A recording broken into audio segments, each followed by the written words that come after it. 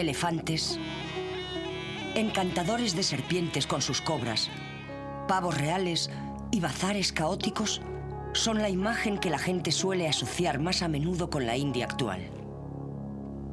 La paradoja de la India es que su tradición convive día a día junto a antenas parabólicas, teléfonos móviles, automóviles y ordenadores.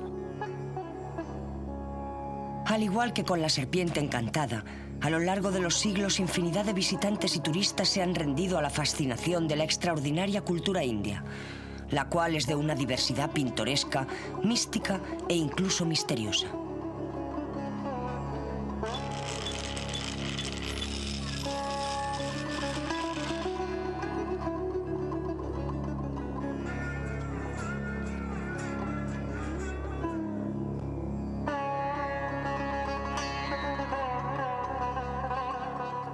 Tan antigua como las civilizaciones de Egipto y Mesopotamia, la India es única entre dichas sociedades antiguas, ya que su cultura y creencias han resistido infinidad de revoluciones interiores e invasiones exteriores. Se mantiene como la única sociedad del mundo con una vida basada en la religión y con sistemas sociales tan antiguos que 5000 años después se conservan intactos, sin mostrar signos de decadencia.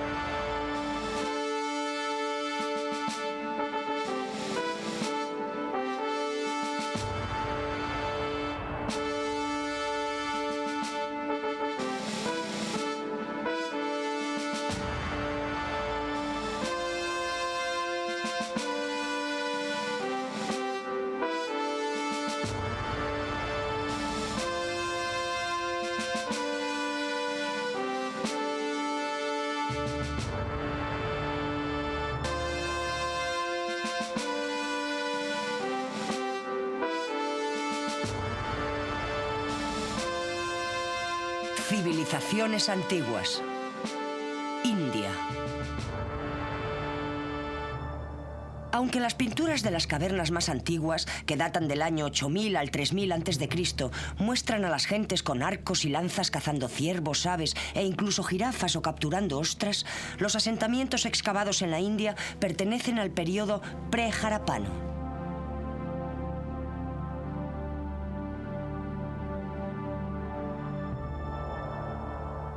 Se han hallado restos de cultivos de trigo y asentamientos de comunidades ganaderas del año 3500 a.C.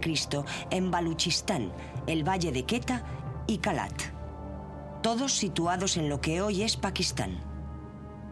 Asentamientos similares han sido también hallados en Afganistán.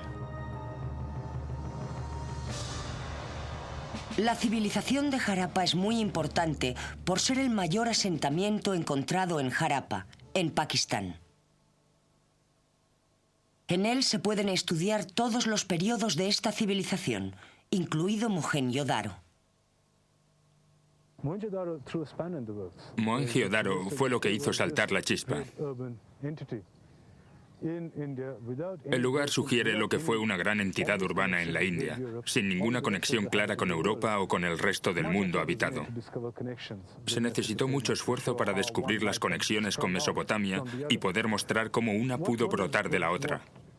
Lo que los arqueólogos han llegado a descubrir es que Mohenjo-Daro fue la punta del iceberg. La civilización de Harappa se desarrolló en torno al río Indo. Se han hallado muchos poblados a lo largo de este río y se cree que existen muchos más todavía por descubrir.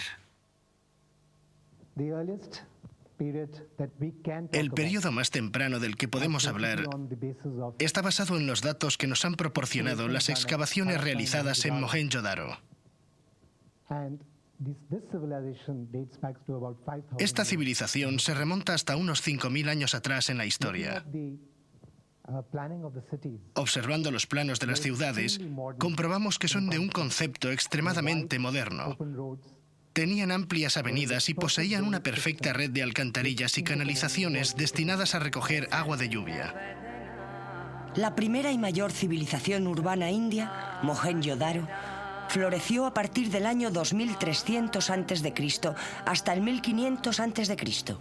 y fue descubierta accidentalmente por dos ingenieros británicos en 1856 que hallaron los restos de la ciudad buscando material para los cimientos de una red de ferrocarril que estaban construyendo.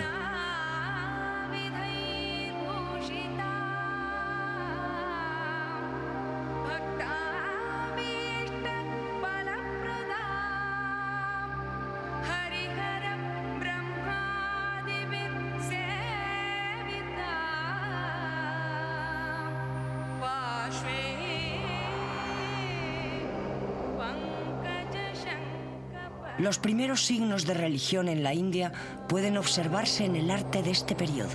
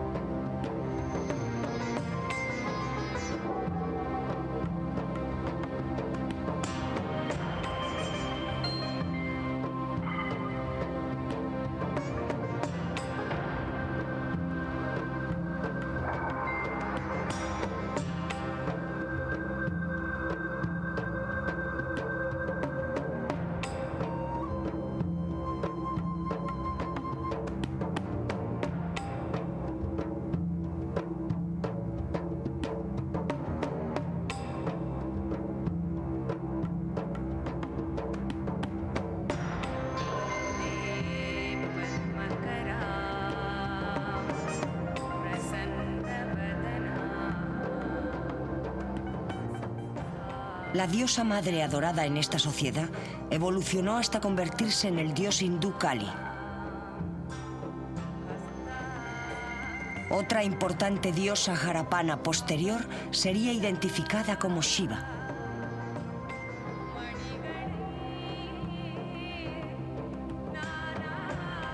Un legado significativo de la civilización del Valle del Indo es el cultivo de la Gossypium arborem, la planta del algodón. El arte textil y del tintado también se originó aquí. Este fue uno de los aspectos por los que la India sería conocida en todo el mundo.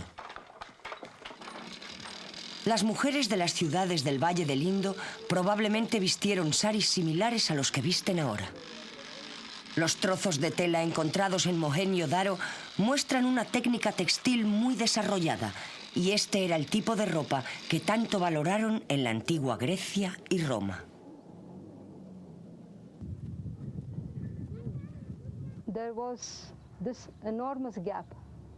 Existía una enorme diferencia entre los ricos y los pobres, entre la nobleza y el campesinado.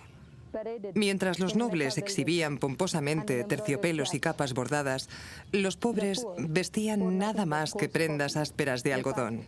De hecho, la ropa era bastante escasa. La riqueza de la civilización harapiana cambió drásticamente con la llegada de las tribus arias desde Asia Central, que se introdujeron en la India alrededor del año 1500 a.C. Algún fenómeno de la naturaleza, como un cambio drástico de temperatura, forzó a las tribus arias a abandonar las estepas de Rusia, conquistando la totalidad del mundo conocido hasta entonces. Los arios también cruzaron las montañas prohibidas de Hindu Kush hasta llegar a la India, provocando algunos cambios en su cultura. Poco después, los poblados del Valle del Indo se disolvieron y desaparecieron.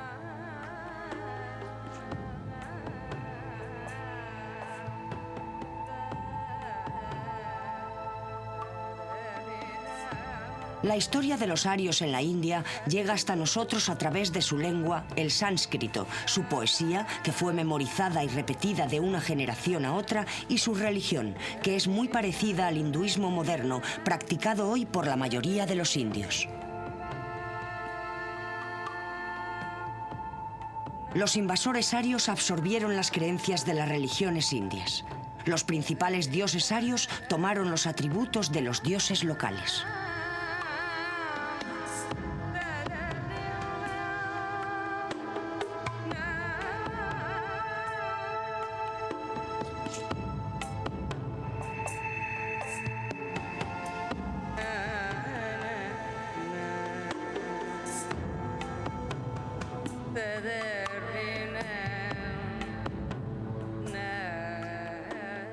Los arios añadieron un nuevo dios a su panteón. Se trataba de Indra, dios de la guerra y también de la lluvia. Al ser un dios joven, Indra solía verse envuelto en peleas, bebía mucho y comía todo lo que caía en sus manos. Por entonces, se estaba gestando un sistema de castas. Fue engendrado en el propio tejido social. La gente empezó a dividirse en estamentos y hacían cosas que ya practicaban sus padres o abuelos. Así que las habilidades pasaban de padres a hijos y por tanto sus profesiones. El sistema social de castas era muy fuerte. La casta superior del sistema era la de los brahmanes. Le seguían los satriya, la clase guerrera. Tras ellos, la clase administrativa y los shudras, que eran la clase baja.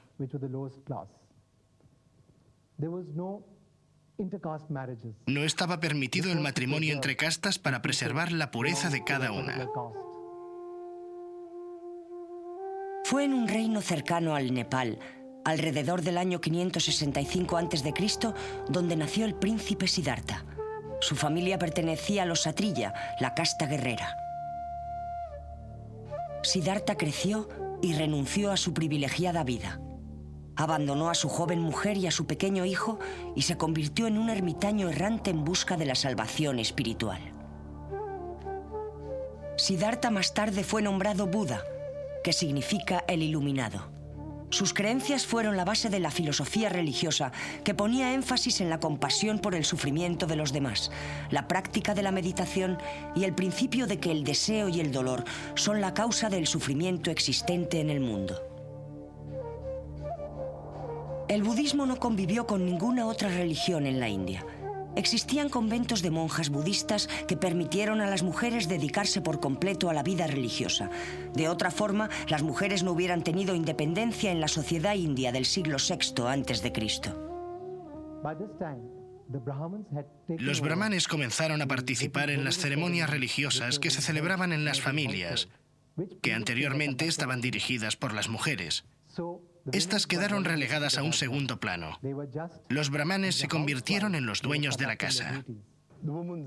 El valor más apreciado de las mujeres era el mantenimiento correcto de la casa, y las que eran buenas eran tratadas como polvo de oro. Ellas se encargaban de la prosperidad familiar. En otras palabras, era una sociedad matriarcal la que encontramos a lo largo de este periodo. La evidencia la encontramos en la literatura. La misma literatura también nos ilustra con infinidad de episodios donde existen ejemplos de mujeres desarrollando papeles sociales extremadamente importantes y también políticos. Precisamente durante el mismo periodo que todos esos establecimientos patriarcales comenzaron a realizarse, existió una reina que gobernó desde Delhi. La influencia del budismo en la sociedad india todavía es visible y algunas de las piezas de arte más selectas son en devoción a Buda.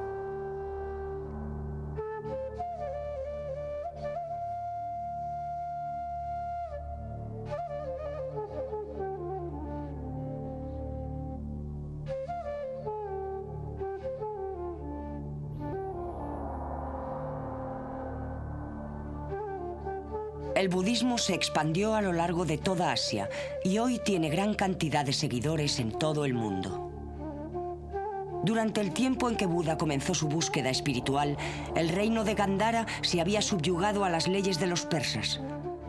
Alejandro de Macedonia intentaba conquistar completamente este reino. Con la reputación de tierra de infinitas riquezas y criaturas fantásticas, la conquista de la India tentó a Alejandro el Grande. Cuando llegó a Taxila, la capital de Gandhara, en el año 326 a.C., Alejandro fue bien recibido por la gente del reino, que no opuso resistencia. Pero en su avance hacia Penyab se encontró con una oposición dispuesta a luchar, y aunque salió victorioso en el primer combate, su armada decidió rebelarse y rehusó a la lucha. Alejandro no tuvo otra opción más que llevarlos de vuelta a casa.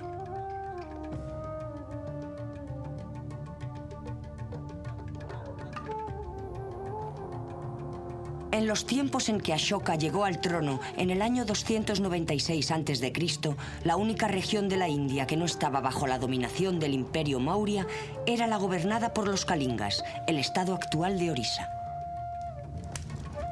En el intento de preservar la tradición de sus antepasados, Ashoka se propuso adquirir el territorio del reino Kalinga.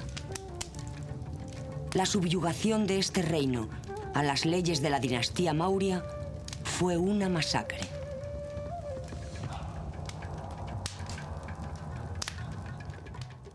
El horror del sufrimiento humano conmovió a Ashoka, que se convirtió al budismo y abandonó su afán de poder y de conquista de otros reinos. Inmediatamente Ashoka anunció su decisión de dirigir el imperio de acuerdo a los principios budistas del Dharma, o justicia. Para dar a conocer sus creencias, Ashoka redactó 14 edictos que se inscribían sobre grandes pilares monolíticos distribuidos por todo el imperio. Ashoka fue venerado por presidir el primer gran concilio de sacerdotes budistas, en el que las escrituras religiosas fueron recogidas en escritos formales. Debido a las iniciativas de Ashoka, el budismo se convirtió en una de las grandes religiones del mundo, e incluso después de su decadencia dentro de la India, llegó a florecer en otros países asiáticos, tal y como lo encontramos hoy. El reino de Ashoka era administrado de forma impecable, y por entonces la sociedad estaba dividida en poblados rurales que suministraban comida y pagaban los impuestos necesarios para mantener el equilibrio del vasto imperio.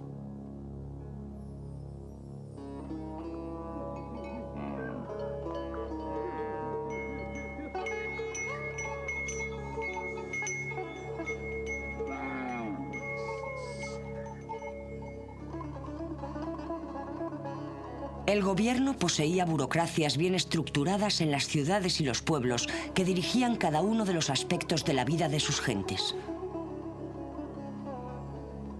Para mantener las comunidades equilibradas, el gobierno ofrecía incentivos de tierras y ganado a los artesanos que se establecieran en poblados donde se necesitaba de sus habilidades.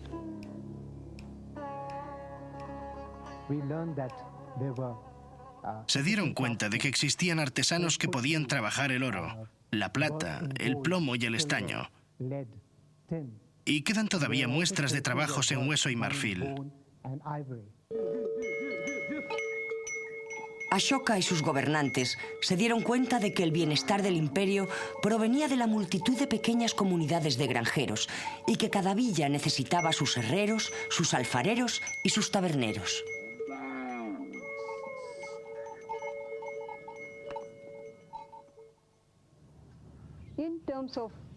Describiendo sus hábitos alimentarios, podemos asegurar que el trigo y las lentejas eran productos de primera necesidad, y aquellos que se lo podían permitir, que eran las clases más altas, lo acompañaban con carne, aunque era muy cara. El imperio Maurya se desintegró tras la muerte de Ashoka en el año 232 a.C. En el 184 a.C., el último emperador Maurya, un descendiente de Ashoka, fue asesinado por su comandante en jefe, dando fin a la primera gran dinastía india, que duró unos 140 años. El usurpador no tenía ninguna simpatía por los ideales budistas de compasión y tolerancia. Mató a muchos seguidores y destruyó infinidad de monasterios antes de instaurar el hinduismo ortodoxo. Los siguientes siglos vivieron muchas dinastías cortas y se alzaron y cayeron imperios en todo el continente. Fue un periodo que nos dejó un variado legado cultural. La escultura budista de la región de Gandhara combina la delicadeza del clasicismo griego con la serenidad estilizada de las imágenes indias. En el siglo VI después de Cristo, muchos de los invasores hunos del siglo anterior se habían adaptado a la sociedad india y sus descendientes, los bélicos Rajputs, fueron desplazándose hacia el norte y la India central. Los Rajputs fueron grandes maestros de las artes y fue durante su reinado cuando se construyeron la mayoría de los espléndidos templos.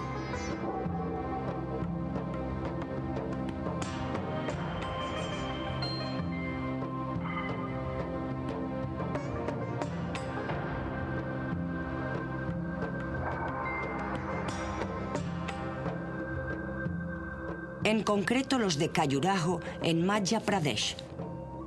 Este inmenso complejo fue construido entre los siglos X y XI por la dinastía de los Chandela de la India central.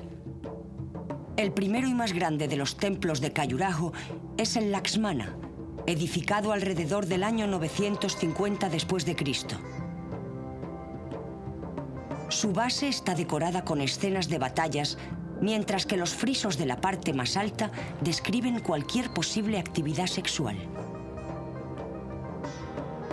De hecho, una de las características más famosas de este complejo templo, aparte de los méritos obvios de su ingeniería y arquitectura, es la abundancia de esculturas eróticas que cubren casi la totalidad de la superficie. La razón de este énfasis en el sexo todavía es un misterio, aunque en la religión hindú, una de las obligaciones religiosas de los creyentes es casarse en el momento oportuno y ser un buen cónyuge. De acuerdo con las escrituras, ese momento es cuando finaliza su educación, alrededor de los 20 años. La mujer debía tener un tercio de la edad del hombre. Durante la ceremonia del matrimonio, el novio promete cuidar bien de su mujer de acuerdo a los 3 pilares básicos del matrimonio hindú: fervor, salud y finalmente placer. La obligación religiosa de un buen hombre hindú es practicar el sexo con su esposa y darle placer. Además de la guerra y el sexo, también se representa la danza en las imágenes grabadas en los templos de Khajuraho y otros. Esto podría ser considerado una expresión de la Bhakti, un concepto hindú que ha sido descrito como el impulso a bailar y cantar al Dios de uno. Las figuras de danza grabadas en los templos de Khajuraho son estilizadas, igual que lo son los bailes indios. Las asparas, o criaturas femeninas divinas, son bellezas idealizadas. Se decía que tenían la frente moldeada como la luna, ojos como flores de loto y labios como el arco iris. El tema central común a todos ellos es, por una parte, el drama y por otra, la mujer. Y esa mujer no es una mujer tal y como podemos imaginar. No solo es una mujer, sino que simboliza el alma humana. Resulta ser un hombre-mujer. Es la persona vulnerable a todos los elementos y todos los cambios de la vida, que está constantemente esforzándose para unirse con el perfecto ser, el alma perfecta.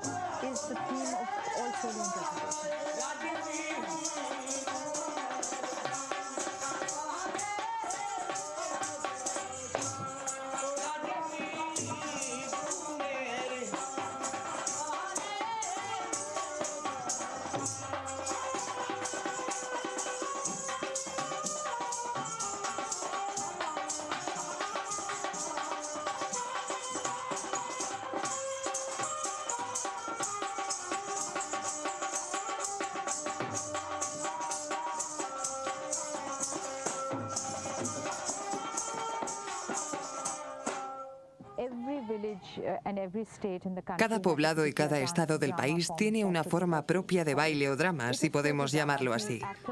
Es drama total. El actor no solo recita palabras, sino que también baila y canta, y también toca un instrumento. Hay un cierto paso en medio, justo antes de que mate a su oponente. Y ahí es donde se une la estilización y el todo para crear el baile del drama.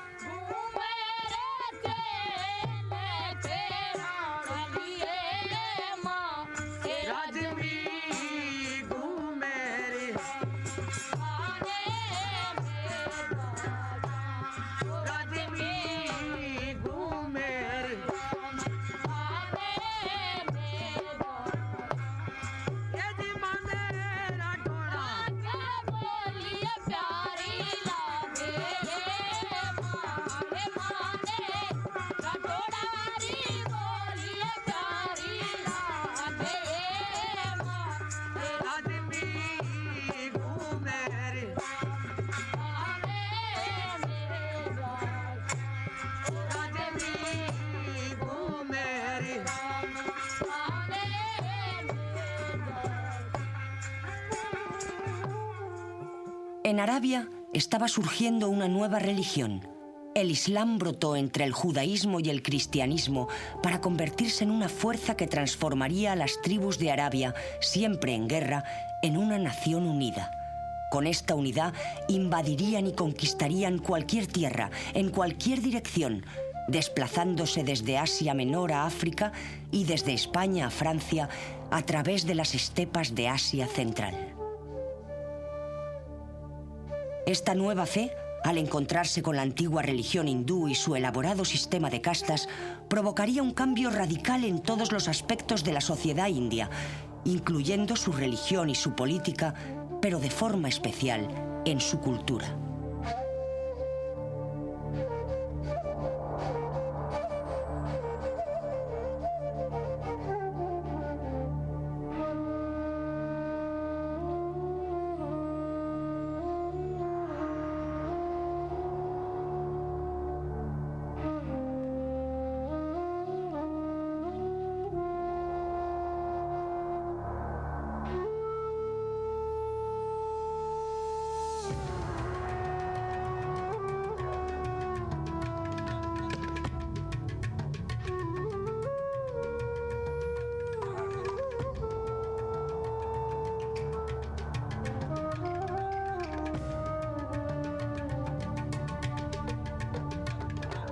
En 1175, Mohammed de Gur, junto a su lugarteniente Qutb ad-Din, atacó Sind.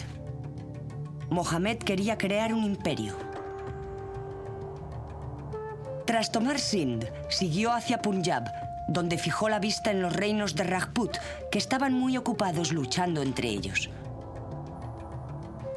Qutb ad-Din quedó al control del territorio de Delhi y durante los siguientes 20 años se aseguró de que cayera un estado tras otro. Fue un periodo terriblemente sangriento. En cuanto al budismo, desapareció casi al completo y sus monjes fueron asesinados y sus monasterios destruidos.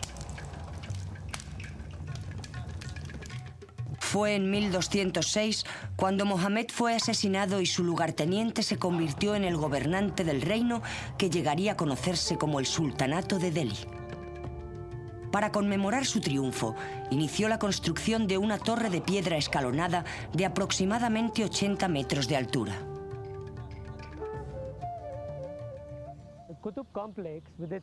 Este complejo, con su gran torre, sus jardines y sus columnas, ha estado cambiando durante al menos 800 años y hoy en día está totalmente reformado. Probablemente la piedra fue extraída y acarreada hasta este lugar con la ayuda de elefantes o caballos o lo que fuera, y entonces erigida de esta forma. Existía un cono central alrededor del cual se hallaba otro exterior con una escalinata entre ellos. Y finalmente, recubierto con fina arena de piedra roja que llegó desde Agra, a 200 millas de aquí, ya que no existe en estos parajes.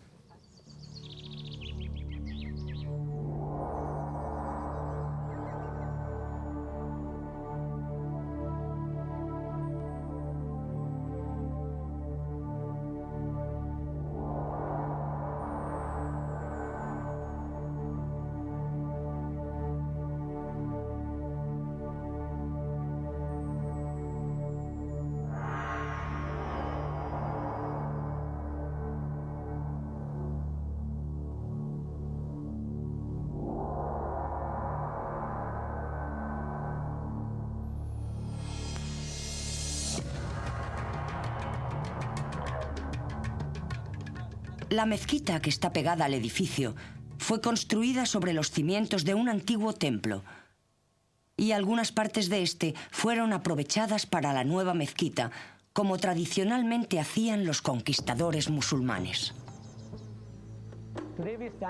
Estamos en medio de esta colonia cuyas columnas adornaron los templos que antes estuvieron erigidos en el mismo lugar antes de la llegada de la dinastía de los sultanes esclavos.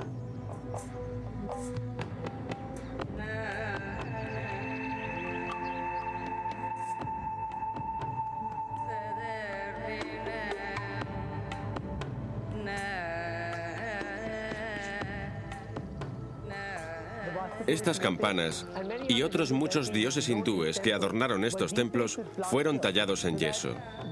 No son mostradas en el interior del complejo de la mezquita, ya que el Islam prohibió su uso en cualquier otro lugar.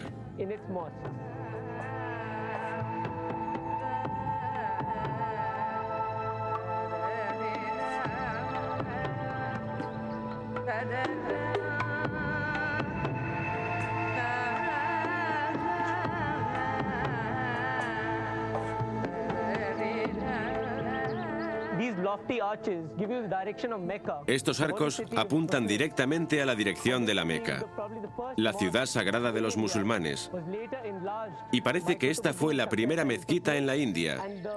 Más tarde sufrió una ampliación. Las piedras de la mezquita se colocaron juntas usando dovelas de hierro. Después de varias contracciones y expansiones, fueron sacando las piezas de piedra. Otra forma de unión, que resultaba mucho más sencilla, era utilizando un poco de yeso. Otras estaban hechas de materiales diversos y piedras sólidas. Como se puede observar aquí, todas las inscripciones se realizaban para mostrarlas en la mezquita. Normalmente se trataba de inscripciones grabadas con la explicación de todas las creencias hindúes.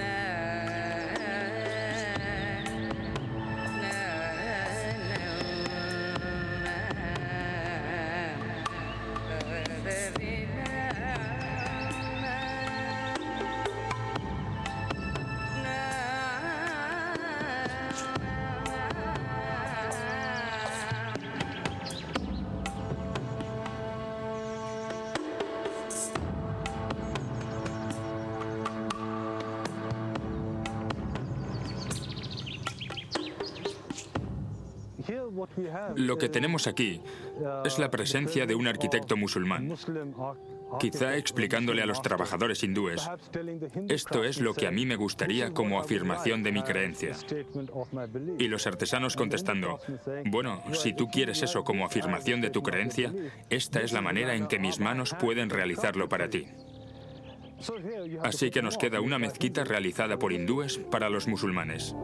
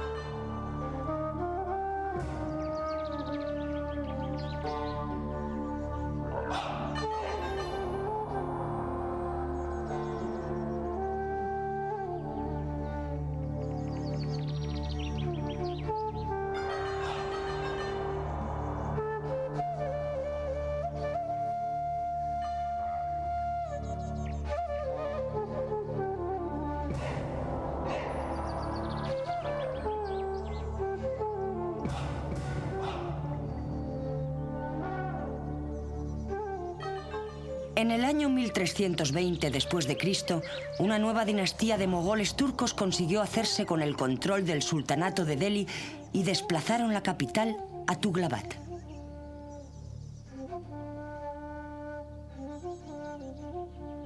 Esta era una ciudad amurallada con más de 50 entradas. Algunas de ellas tenían rampas para que los elefantes entraran en la ciudad.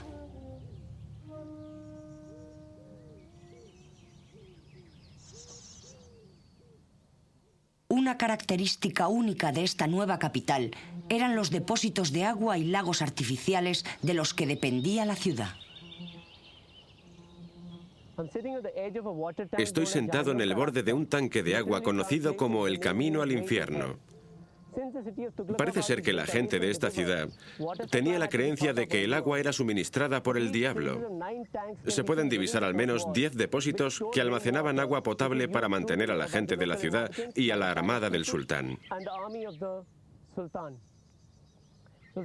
El sultán poseía una serie de consejeros. Él era el jefe y dirigía la armada para evitar la invasión de los mongoles desde el norte.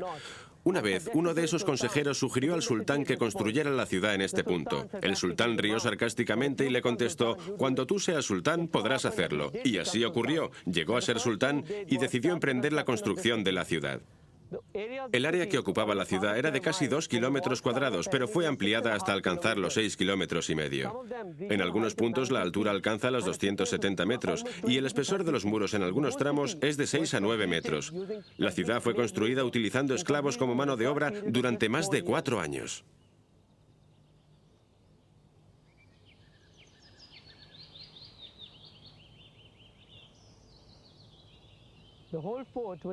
La ciudad está dividida en 3 zonas diferenciadas que incluyen la entrada, la fortaleza y las casas.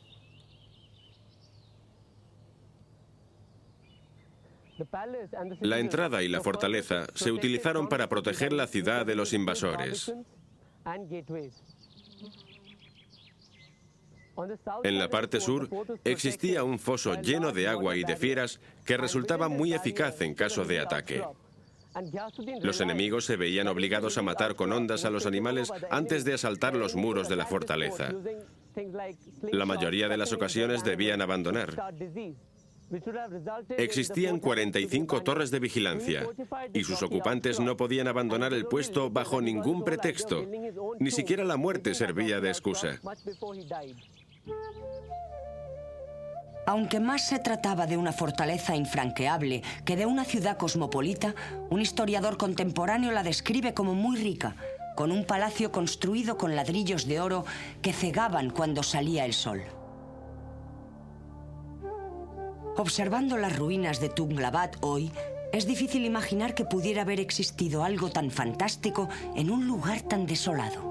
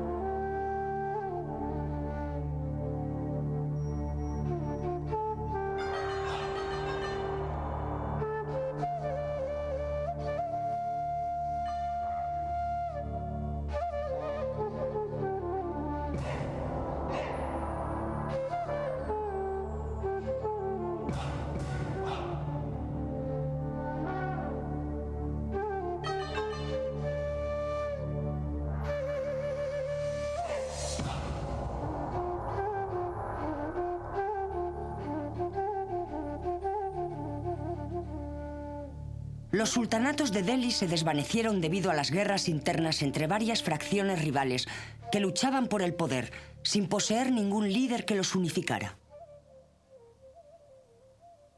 En el año 1526 comenzó una nueva era en la historia de la India, con la fundación del Imperio Mogol gracias a Babur, un hombre joven en busca de un reino.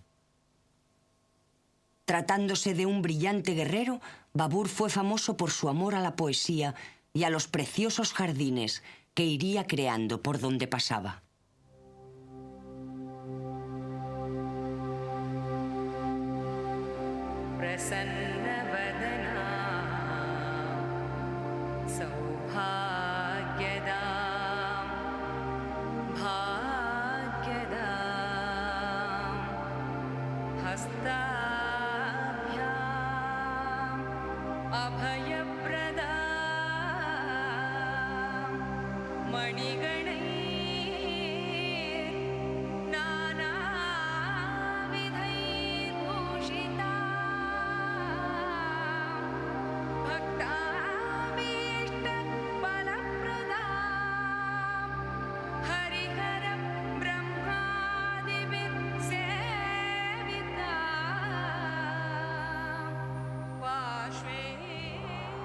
Se debe a Babur y a sus herederos que las culturas hindú y musulmana se sintetizaran y tomaran el sorprendente rumbo que distingue a la civilización india desde el siglo XVI hasta nuestros días.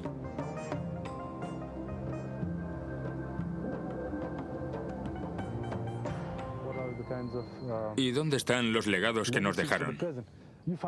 Los tenemos por cualquier sitio. Podemos mirar aquí y darnos cuenta de algunos estilos arquitectónicos extraños, reflejo de la tradición hindú y musulmana. Pero quizá lo más indicador sea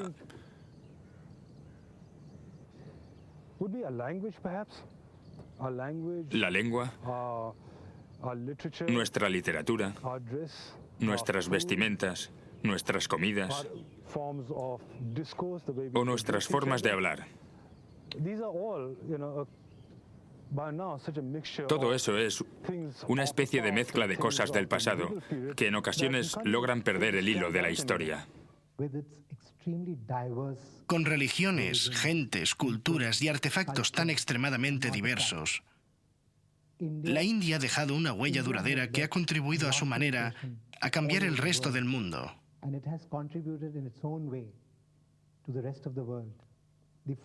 El ejemplo más claro de cruce de culturas lo tenemos en la ciudad de Delhi. Sus cimientos fueron realizados por los hindúes y su decoración por los musulmanes. Fue acicalada como una novia por los británicos. Y hoy es una megametrópolis con muchísimas facetas distintas en su carácter, que le han sido entregadas desde tiempos inmemoriales y que pueden ser observadas de una forma u otra en sus diversas culturas, gentes y religiones.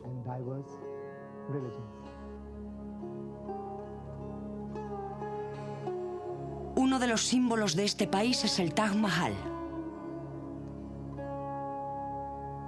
Fue construido en 1653 por el Shah Jahan para su amada reina.